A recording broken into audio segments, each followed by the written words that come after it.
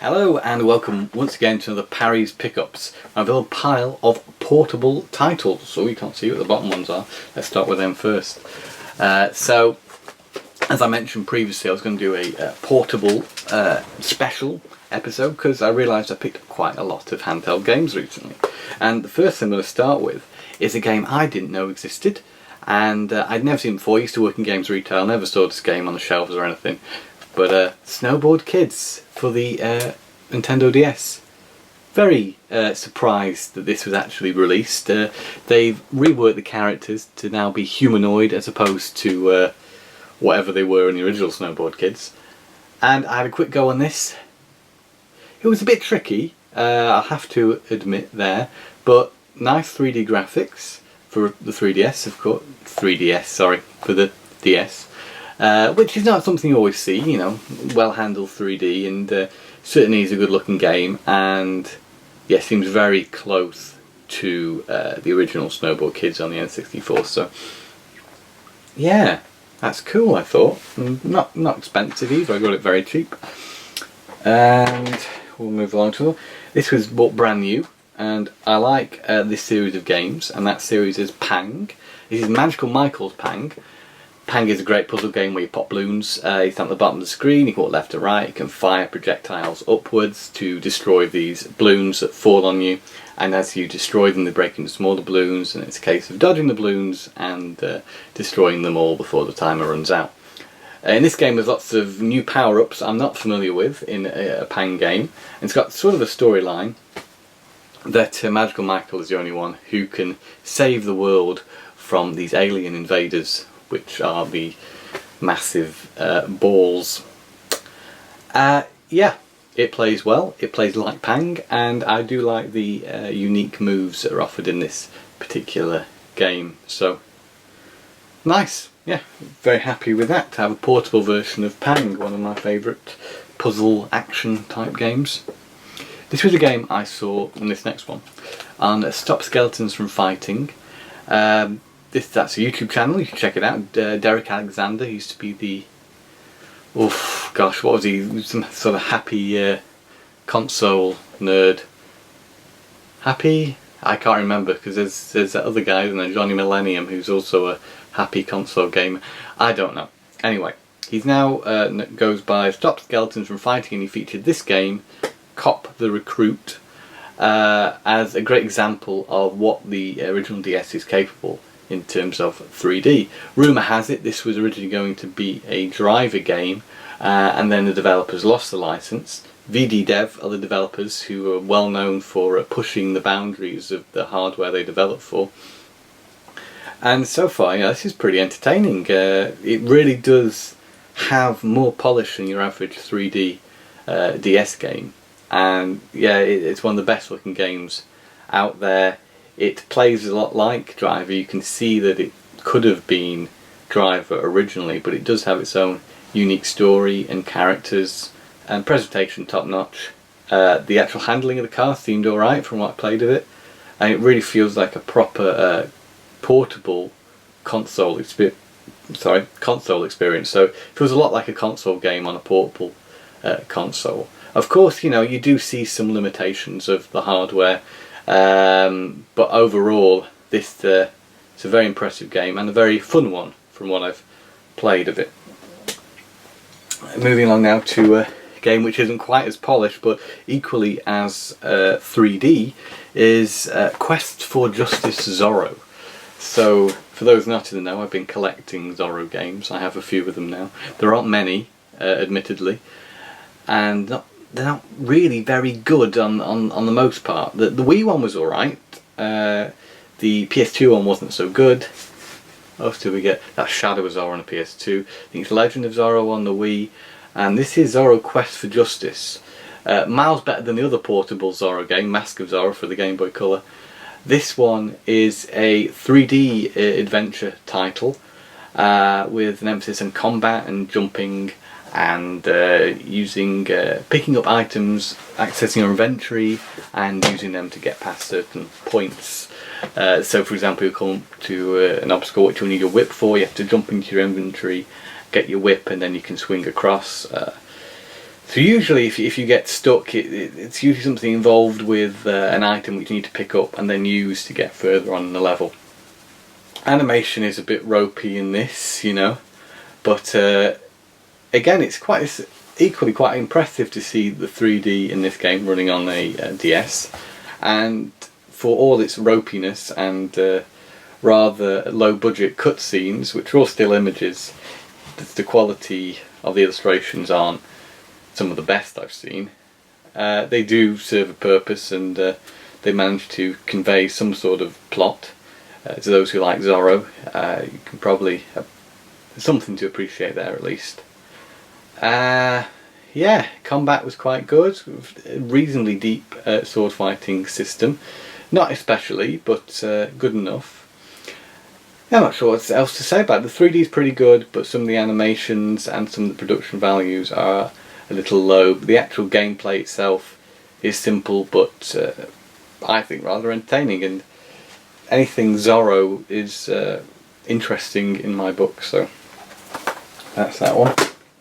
And we're going to move on to a few PSP titles now.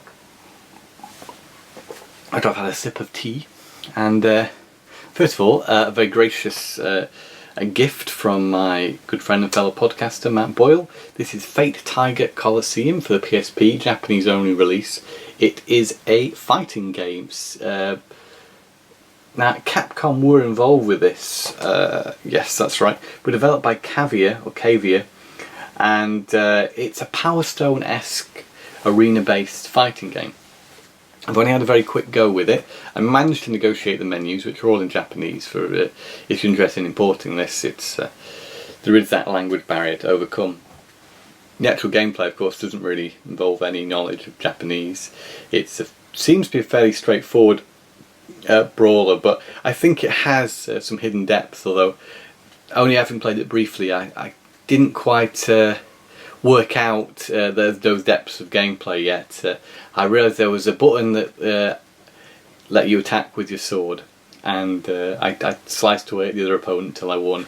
But I think there's definitely more to it, and maybe just a quick look at the instructions, even though they're in Japanese, would be enough to give me a little bit more insight into the depths of the combat system in here, because it does seem to be quite similar to Power Stone, which is I think why Matt picked it up for me, and I'm very excited to spend a little bit more time with it. It's a very great gift, and not a game that I was even aware of, so that's another good one to add to the PSP collection. As is this game. This is Star Wars Lethal Alliance. I'm fairly certain I haven't featured this before, but it's a PSP game I picked up some time ago now, developed by Ubisoft. It's a game where you were tasked with stealing the plans for the Death Star, very current with Rogue One out now at the moment. But this was an original story, now probably considered a Star Wars legend, and you interact with Cal Catran, who is also connected to the stealing of Death Star plans from the Dark Forces games. And it's a 3D action game, and it's fairly well done, you know, for a PSP. For a console only one stick, you know, the controls work pretty well. It's fairly engaging. It's got a reasonably good production value. Again, not spent too much time with it yet, but yeah, first impressions are positive. And yes, I think one of the few games, Star Wars games of its type, I imagine, on the PSP, because you've got the what's it called, the Battlefront games, which we'll see one of in a moment. But other than that, I can't quite recall what else you've got Star Wars on the PSP. So yeah, this was also released for the DS, but I imagine this is the superior version. And as mentioned, Star Wars Battlefront Renegade Squadron. Star Wars Battlefront 2 is also available on the PSP. Because I played that game previously, I didn't bother with that one. I thought, well, it'd be nice to try this one. There's also another one on the... I've forgotten what it's called. It's another Battlefront game that was developed by Rebellion, who did this game. That's available for PSP and DS. And I've got that on DS, but I can't... I might have covered it on one of these very episodes, but I can't remember what it's called now. Was it Elite Squadron? Answers in the comments below if you can remember, because I certainly can't. Renegade Squadron. Rebellion did a reasonable job of handling the series when it moved to PSP primarily. And if you like Star Wars Battlefront as it used to be, then this would be a great addition to your PSP collection. Plays pretty well. Again, with the limitations of the controls, it still manages to feel like Battlefront. And last of all, a game which I spent, again, very little time with, unfortunately, and I can't remember if I featured it. Downstream Panic. This is a game a little bit like Lemmings, where you have to protect fish from a shark. So you have to get the fish from one point to another point, and avoid them dying along the way. It looks a little bit like Loco Roco, actually, in places. But the water will move your fish to different areas, the flow of it. And it's a puzzle game. Anything similar to Lemmings I thought was worth checking out. So this was a US only game, I think. I don't think this was released in PAL territories to my knowledge. But it's pretty good, and if you like puzzle action games, you like Lemmings, and you like fun, colourful games like Loco Roco, then this is certainly one worth investigating. And that, very nearly, but not quite, brings me to the end of this episode. Lastly, we're just going to talk about a recent Vita release. That's Arcana Heart 3 Love Max. What a great title there. This is the latest version of the Arcana Heart series. It was also released on PS3. I don't think it was released on PS4, not like I remember.